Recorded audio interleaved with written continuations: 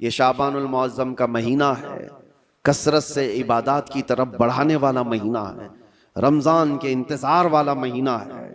और इसमें जो बीज बोगे तौबा इस्तिग़फ़ार के, वो रमज़ान में उसके फल देखने को मिलेंगे।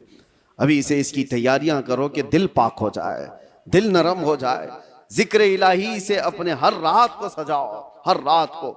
और जिसका दिल बीमार हुआ, कुरान तो ये कहता है तुम क़सत क़ुलूबुहुम मिन बअदि ज़ालिका फ़हिय कल हिजारति औ अशद्दु क़स्वा, कि बनी इसराइल के बारे में कुरान में अल्लाह फरमाता है उनके दिल इतने सख्त हो गए जैसे पत्थरों की तरह, पत्थरों की तरह। इंसानों के दिल कभी कभार पत्थर से ज्यादा सख्त होते हैं।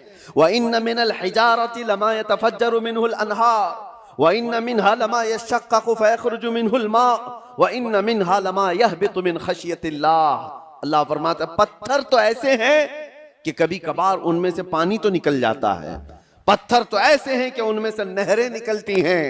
आप नहीं देखते पहाड़ों से जो फॉल्स, जो आबशार गिरते हैं, ये क्या है? अल्लाह फरमाता है ये खौफे खुदा से, पत्थर रोता है तो पानी निकलता है, ये पत्थरों का रोना है। व इन्न मिनहा लमा यहबितु मिन खशियतिल्लाह। अल्लाह फरमाता है कभी कभार ये चट्टानें खसक करके जो गिर जाती हैं, आप देखते हैं लैंडस्लाइडिंग कहा जाता है इसको, या फिर चट्टानें खसक करके गिर जाती हैं। कुरान तो कहता है ये खौफे खुदा से हिल जाते हैं पत्थर, तो पहाड़ों से गिर जाते हैं। और इंसान का दिल ऐसा है कि पत्थरों से ज्यादा सख्त हो जाता है, ना इसके आंसू आए, ना इसका जिस्म हरकत में आया।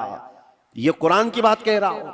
तो जब इतना सख्त हो जाता है दिल, तो ये भी कहा गया कि इंसान का हाई लेवल का जब सख्त दिल हो जाता है तो वो अपनी माँ और बेटी में और बीवी में फर्क करना भूल जाता है।